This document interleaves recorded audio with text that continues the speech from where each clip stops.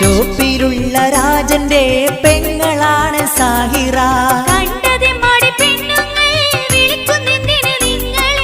അവരിങ്ങട്ട് വിളിക്കുമ്പോൾ ഞാൻ പിന്നെന്ത് ചെയ്യണം?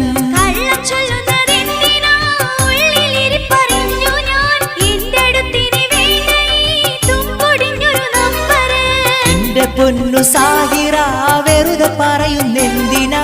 പടച്ചോനാണിതു സത്യമാ, നിനക്ക് സംശയ രോഗമാ?